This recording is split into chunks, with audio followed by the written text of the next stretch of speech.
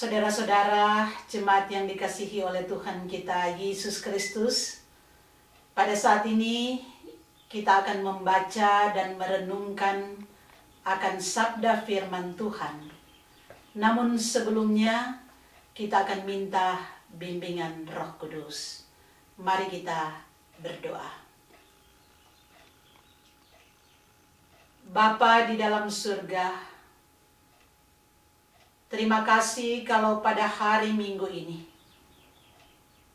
Engkau memperkenankan kami untuk beribadah dan kami akan mendengarkan sabda firman Tuhan. Karena itu kami mohon kepadamu ya Bapa, urapilah kami semua dengan kuasa Roh Kudus-Mu. Mampukan kami untuk memahami akan kebenaran firman-Mu. Dan mampukan kami untuk memberlakukan firman-Mu dalam kehidupan sehari-hari. Inilah doa kami di dalam nama Yesus. Amin. Saudara-saudara, pembacaan Alkitab kita pada saat ini diambil dari kitab Amos, pasalnya yang kelima, ayat 4 sampai dengan ayatnya yang ke-6. Amos pasal 5, ayat 4 sampai dengan ayatnya yang ke-6. Yang diberi judul, Jalan yang Menuju Hidup. Bunyinya demikian. Sebab beginilah firman Tuhan kepada kaum Israel. Carilah aku, maka kamu akan hidup. Janganlah kamu mencari Betel. Janganlah kamu pergi ke Gilgal. Dan janganlah kamu menyeberang ke Beersheba. Sebab Gilgal pasti masuk ke dalam pembuangan, dan Betel akan lenyap. Carilah Tuhan, maka kamu akan hidup. Supaya jangan ia memasuki keturunan Yusuf bagaikan api, yang memakannya habis dengan tidak ada yang memadamkan bagi Betel. Sampai di sana pembacaan Alkitab kita pada saat ini. Terpujilah Kristus.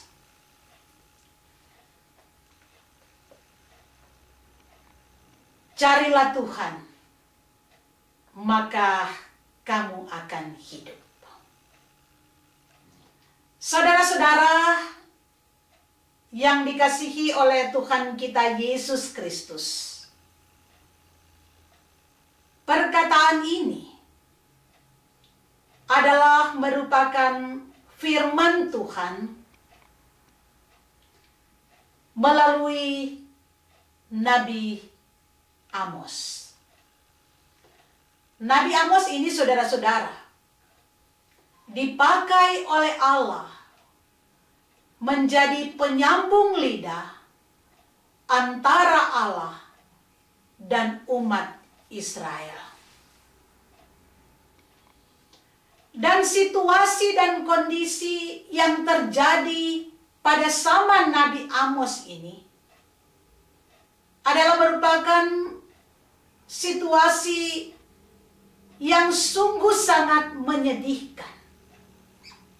Kenapa saudara-saudara? Karena pada masa itu sikap hidup dari umat Israel sungguh sangat menyakitkan hati Tuhan. Kita lihat di dalam pembacaan kita tadi,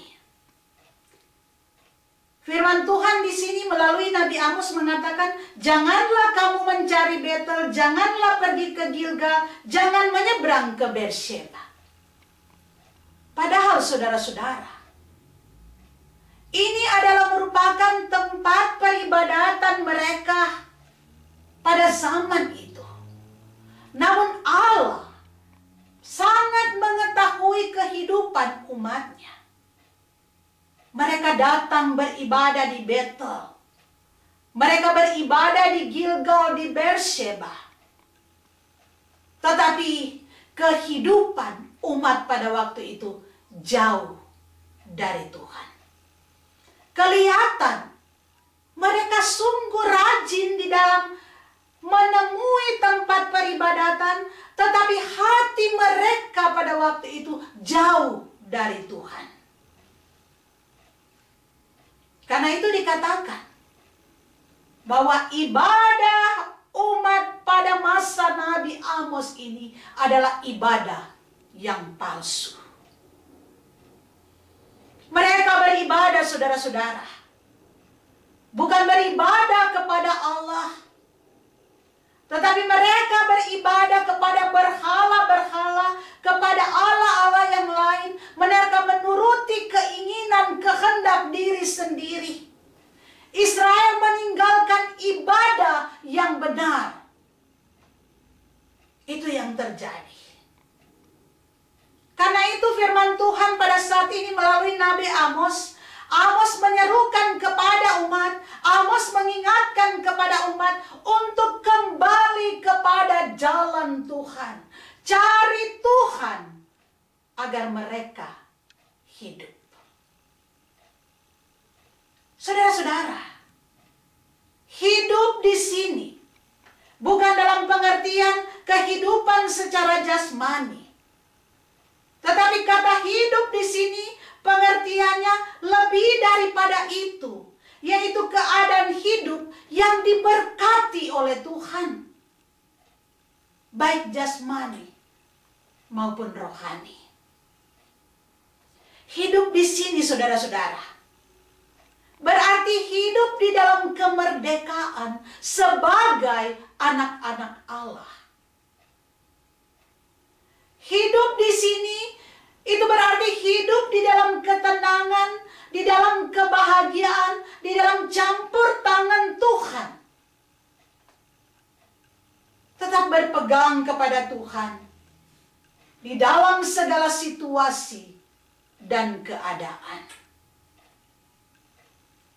Saudara-saudara, kehidupan yang dimaksudkan di sini, kehidupan di dalam Tuhan, yang tidak akan mudah diombang-ambingkan oleh berbagai macam tawaran-tawaran yang menyesatkan. Itulah sebabnya Nabi Amos mengatakan, cari Tuhan. Bukan cari Betel, bukan cari Gilgal, bukan cari Betsheba. Nabi Amos mau mengatakan bahwa Tuhan itu dia tidak hanya berdiam diri di suatu tempat, tetapi dimanapun berada, dia selalu berkenan untuk datang menemui umatnya yang mencari Tuhan. Seperti keadaan kita sekarang ini, saudara-saudara. Kita belum bisa beribadah di rumah gereja. Tetapi bukan berarti ibadah kita tidak berkenan kepada Tuhan. Ketika kita beribadah dengan kesungguhan hati, dengan hati kita yang paling dalam, kita datang tersungkur kepada Tuhan, kita bersedia dari hati untuk mendengarkan firman Tuhan, untuk berkomunikasi dengan Tuhan. Itulah ibadah kita, itulah yang berkenan kepada Tuhan, dan itulah yang diinginkan oleh Tuhan. Walaupun kita beribadah dari tempat kita masing-masing, maka Tuhan ada. Tuhan akan menemui kita ketika kita punya kerinduan yang dalam, merasakan anugerah dan berkat Tuhan, dan dengan rasa syukur kita mau datang kepada Tuhan. Dengan rasa syukur kita mau berterima kasih kepada Tuhan di dalam peribadatan yang kita lakukan. Saudara-saudara, Tuhan, Dia menjumpai kita dimanapun kita ada.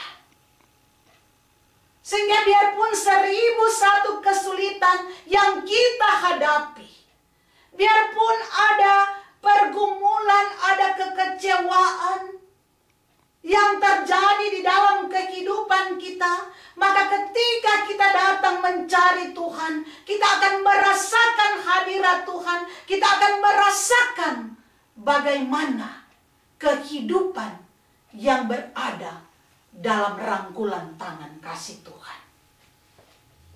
Saudara-saudara jemaat Tuhan, Tuhan selalu berdiri di muka. Dia selalu mengetuk pintu hati kita. Karena itu Yesus pernah berkata, kata Yesus, "Tengoklah, aku berdiri di muka pintu sambil mengetuk. Jikalau seorang mendengar suaraku dan membukakan pintu, maka masuklah aku kepadanya, lalu makan dengan dia dan ia dengan aku." Jadi saudara-saudara, sangat jelas ketika kita di dalam Tuhan, maka hidup kita akan dijamin Tuhan, sehingga ada kebahagiaan yang sejati yang dapat kita rasakan, yang tidak sanggup untuk diberikan oleh dunia ini. Tapi saudara-saudara, memang pada kenyataan kita melihat di dalam kehidupan dunia sekarang ini, bahkan di dalam kehidupan orang-orang Kristen, banyak juga orang-orang Kristen yang kelihatan mencari Tuhan seperti umat Israel di zaman Nabi Amos. Tetapi keseharian mereka tidak menuruti kehendak Tuhan. Banyak juga orang Kristen, saudara-saudara, pada hari Minggu mencari Tuhan, tetapi pada hari Senin sampai hari Sabtu, dia jauh dari Tuhan. Kita harus meyakini, saudara-saudara, bahwa Tuhan kita berada dimanapun dalam segala situasi dan kondisi. Karena itu diharapkan, diinginkan kepada kita, apapun yang kita lakukan setiap hari, Senin sampai hari Minggu, itu kita lakukan di dalam ungkapan syukur kita, di dalam peribadatan kita kepada Tuhan. Karena itu dikatakan, persembahkanlah tubuhmu sebagai persembahan yang hidup, yang kudus dan berkenan di hadapan Tuhan. Kehidupan kita inilah yang harus benar-benar kita nyatakan, kita saksikan kepada dunia bahwa hidup kita sebagai anak-anak Tuhan adalah untuk memuliakan nama Tuhan melalui aktivitas kita setiap hari. Nama Tuhan yang dimuliakan. Karena memang di dalam kenyataan saudara-saudara, banyak orang yang tidak menjadikan Tuhan lagi sebagai suatu kebutuhan yang pokok, kebutuhan yang harus dicari. Kadang-kadang di tengah-tengah dunia ini, orang sibuk terus-menerus untuk mencari kebutuhan-kebutuhan dunia, tetapi melupakan kebutuhan yang utama adalah mencari Tuhan. Karena dialah sumber kehidupan kita. Jadi firman Tuhan pada saat ini mau mengingatkan kita, jangan melupakan apa yang menjadi utama di dalam hidup ini, yaitu mencari Tuhan. Makanya firman Tuhan katakan, carilah dahulu kerajaan Allah dan kebenarannya, maka semuanya akan ditambahkan kepadamu. Jadi ketika di dalam kehidupan ini, kita mengutamakan Tuhan, kita mengedepankan aturan-aturan perintah-perintah Tuhan, kita menyukakan hati Tuhan, maka kita akan melihat berkat-berkat Tuhan yang sungguh sangat luar biasa yang datang di dalam kehidupan kita setiap hari. Sehingga ada kebahagiaan yang kita rasakan karena kita akan tetap tinggal bersama-sama dengan Tuhan. Itu yang mau diharapkan di dalam keberadaan kehidupan kita sebagai orang-orang yang percaya. Karena itu firman Tuhan katakan, manusia hidup bukan hanya dari roti saja, tetapi dari setiap firman yang keluar dari mulut Allah. Saudara-saudara yang Tuhan Yesus kasihi, di tengah-tengah kehidupan sekarang ini, dengan situasi yang kita hadapi sekarang ini, ketika kita hanya beribadah di rumah saja, maka marilah saudara-saudara, benar-benar kita beribadah. Jadikan rumah kita sebagai rumah doa. Jadikan rumah kita di mana kasih Tuhan boleh nyata di dalam persekutuan kita yang terkecil, yaitu rumah kita. Itulah yang mau dikatakan melalui firman Tuhan pada saat ini. Dan biarlah kita semua menjadi pelaku-pelaku firman, bukan hanya sebagai pendengar saja. Tuhan menyertai kita. Amin.